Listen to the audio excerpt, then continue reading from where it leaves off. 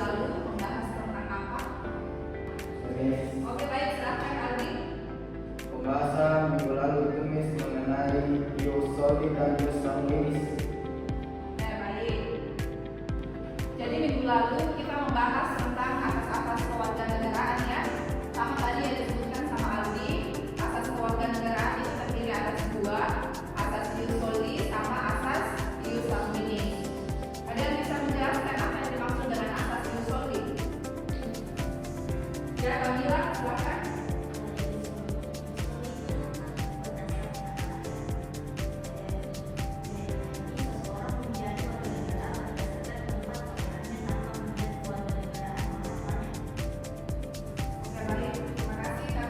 Selanjutnya ada yang bisa menjelaskan yang dimaksud dengan asas ius sanguinis? Ya, Reski, silakan. Jadi asas ius sanguinis itu adalah kewarganegaraan yang ditentukan berdasarkan garis keturunan kewarganegaraan dari kalangan kewarganegaraan Indonesia. Artinya kalau di luar negeri itu kita bisa mendapat kewarganegaraan Indonesia berdasarkan garis keturunan dari. Oke, baik. Jadi tadi teman-teman semua sudah menjelaskan ya pembahasan kita minggu lalu. Hari ini saya akan menjelaskan mengenai hak dan kewajiban warga negara. Dan kita masuk ke pembahasan tentang hak dan kewajiban warga negara ya. Kita ketahui apa yang dimaksud dengan hak warga negara dan apa yang dimaksud dengan kewajiban warga negara. Hak warga negara itu adalah sesuatu yang mutlak diperoleh oleh seorang warga negara. Misalnya hak untuk hidup, hak untuk memperoleh tempat tinggal, hak untuk beragama, itu semua masuk ke dalam hak warga negara. Yang kedua, yang mana dimaksud dengan kewajiban warga negara? Kewajiban warga negara itu adalah sesuatu yang harus menjadi tanggung jawabnya sebagai seorang warga negara. Misalnya kewajiban taat hukum, kewajiban menjaga fasilitas umum, itu semua merupakan kewajiban warga negara. Ini ada 3 bahan kajiannya. Yang pertama yaitu menganalisis hubungan warga negara dan negara. Yang kedua yaitu menilai pelaksanaan hak dan kewajiban warga negara. Dan yang ketiga yaitu melaksanakan hak dan kewajiban warga negara secara seimbang. Menganalisis hubungan warga negara dan negara. Yang mana yang dimaksud dengan negara? Yang mana yang dimaksud dengan warga negara? Dan yang mana yang dimaksud dengan kewarganegaraan?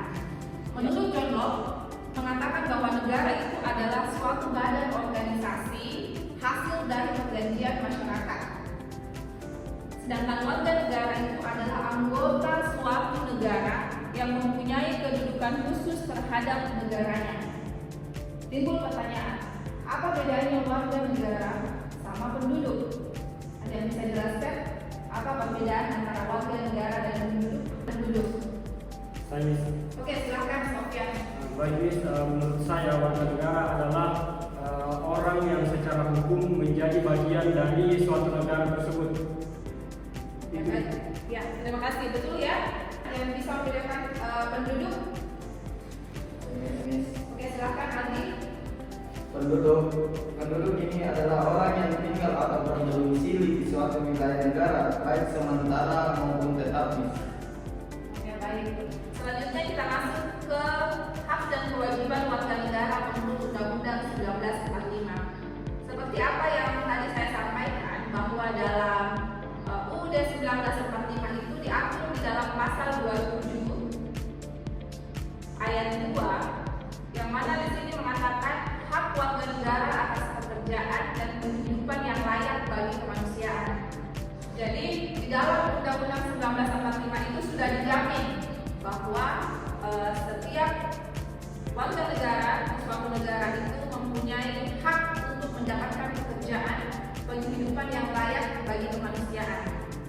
Begitupun juga halnya di dalam pasal 28 yang mana mengatakan hak kemerdekaan warga negaranya untuk berserikat, berkumpul, mengeluarkan pikiran dengan lisan dan tulisan.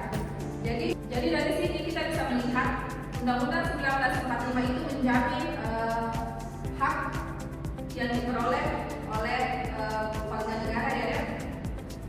Selanjutnya kita akan membahas mengenai 4 pilar kehidupan berbangsa dan bernegara. Jadi adik-adik sekalian, saya akan membagi dua kelompok, yang mana tiap kelompok itu akan membahas mengenai dua pilar dalam kehidupan berbangsa dan bernegara ya. Jadi misalnya kelompok satu akan membahas mengenai Pancasila dan Negara Kesatuan Republik Indonesia. Kelompok dua membahas mengenai Undang-Undang Dasar 1945 dan Bhinneka Tunggal Ika.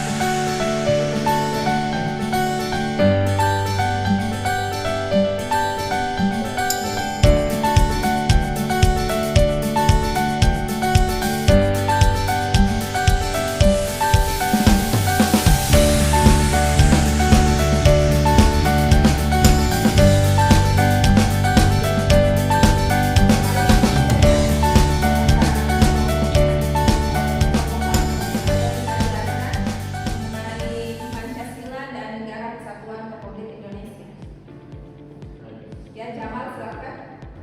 Yang pertama ada NKRI, di mana singkatan NKRI adalah Negara Kesatuan Republik Indonesia. NKRI ini hasil daripada proklamasi kemerdekaan Indonesia 17 Agustus 1945, di mana NKRI ini memiliki makna bahwa bentuk negara itu adalah berkesatuan. Kemudian sistem pemerintahannya itu menganut republik. Itu yang kita diskusikan tadi. Oke, kalau Pancasila? Kalau Pancasila kita lihat secara historis, dia hasil daripada kajian mendalam oleh Bapak Proklamasi dan kawan-kawan terkait Pancasila, di mana Pancasila itu bermakna gotong royong, yang kemudian melahirkan Trisila. Nah, dari Trisila ini lahir lagi yang namanya Pancasila. Pancasila ini berisikan 5 sila sebagai dasar negara Republik Indonesia. Ya, kelompok dua, bagaimana hasil diskusinya pada pagi hari ini membahas mengenai Undang-Undang Dasar Negara Republik Indonesia. Siapa yang mau presentasi jelaskan? Fikri silakan. Baik, saya akan menjelaskan mengenai Undang-Undang Negara Republik Indonesia tahun 1945. Merupakan konstitusi atau hukum dasar tertulis yang menjadi dasar negara dan pemerintahan Republik Indonesia. Baik, selanjutnya Bhinneka Tunggal Ika. Jadi,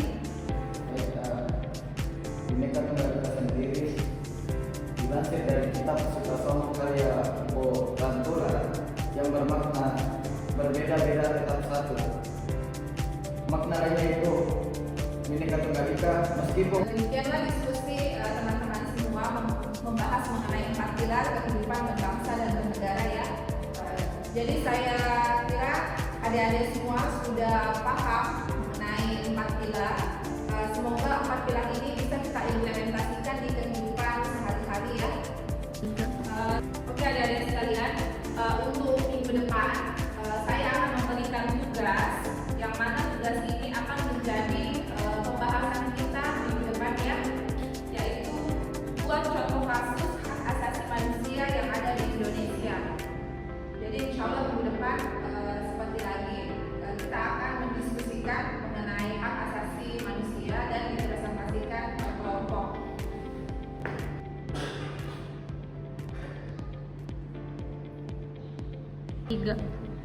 Demikianlah perkuliahan kita pada pagi hari ini. Lebih dan kurangnya mohon dimaafkan.